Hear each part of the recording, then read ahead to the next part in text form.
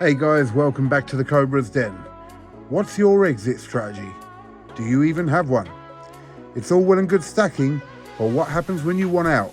Do you know where to go? And for that matter, do you even know what an exit strategy is? Watch this video and find out.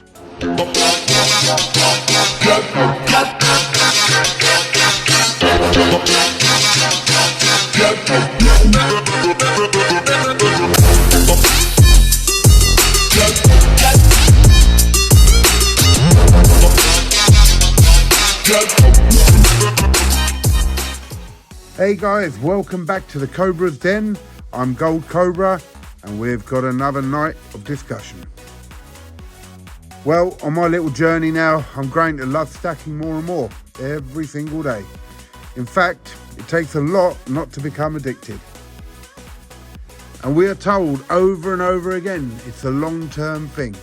And that's correct, it is. It really is. You have to do this long-term to get any benefit out of it. And then you hear some stackers say, well, I'm never giving it up. I'm never selling. Personally, in my opinion, if you say you're never going to sell, I don't see the point of this, unless you're going to pass it down to your children. But then if you pass it down to your children and they're never going to sell, then this really is a pointless exercise.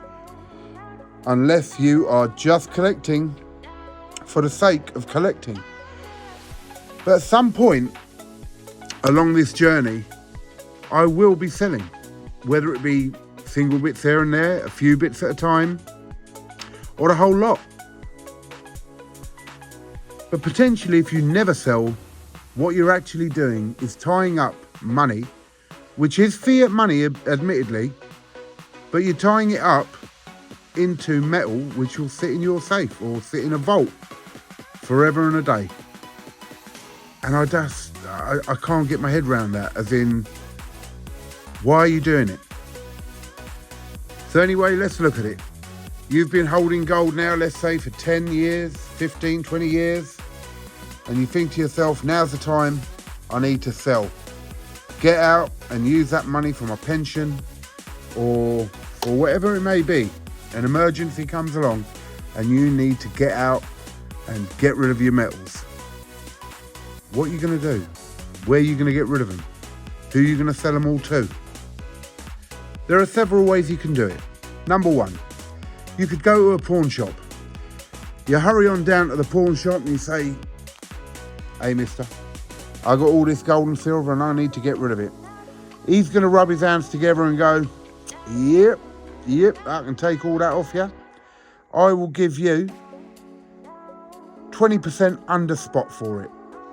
You turn around and say, well, hang on a minute, I've been saving this for years, I've put all my money into it. And he's just going to turn around and say, well, you know, I have got a business here, I've got overheads, and, you know, that's what I can offer you.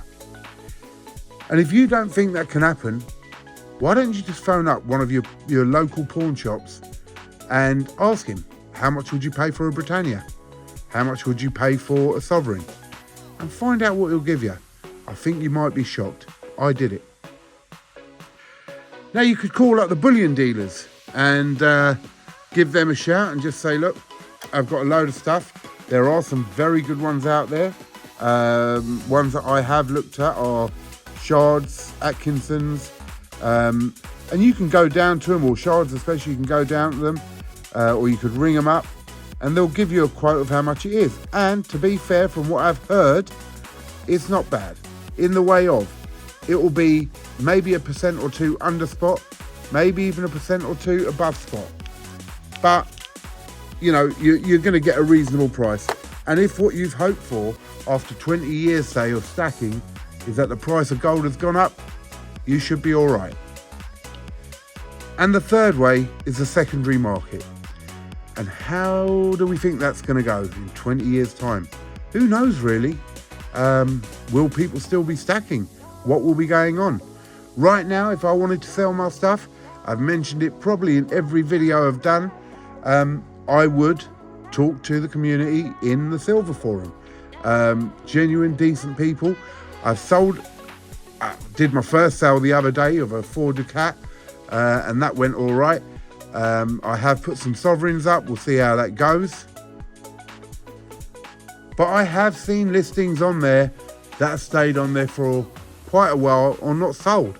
So just going on to the secondary market doesn't mean you'll necessarily sell your stuff. So my example of the 4 Ducats, they're an Austrian coin, and they're not a straight 1 ounce coin, for instance. They're about 13 grams. They're 23 karat gold, and I whacked them on the Silver Forum at a certain price. They sat there for 4 days. Again, the benefit of the Silver Forum, I talked to one of the guys there and he said, look, he goes, the price has got to be right, lower it slightly. I lowered it slightly and they sold immediately. So it did take me a few days, but it sold, and I don't see that as a major problem.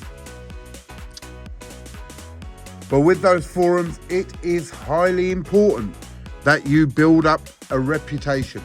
And that reputation shouldn't be built up just before you want to sell.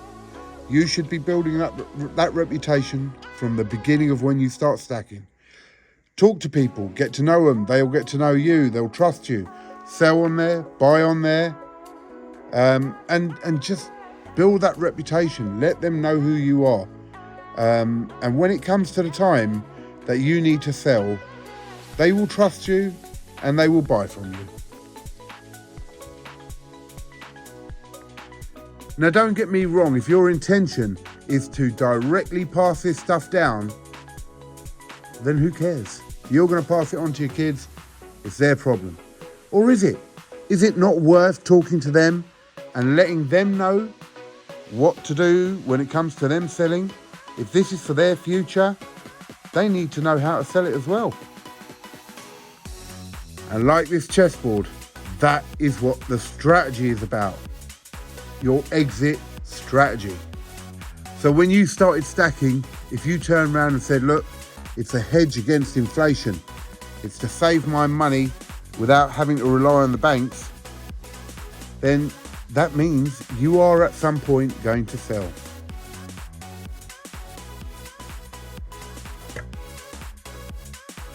So guys, as the big man would say, you need to start planning now. Don't wait till it's too late. Don't wait till you're in trouble. Work out that exit strategy now. No, but on a serious note, guys, I really do think it is one of the most important things when stacking gold and silver that you have an exit strategy, that you understand where you can offload your gold and silver when the need comes.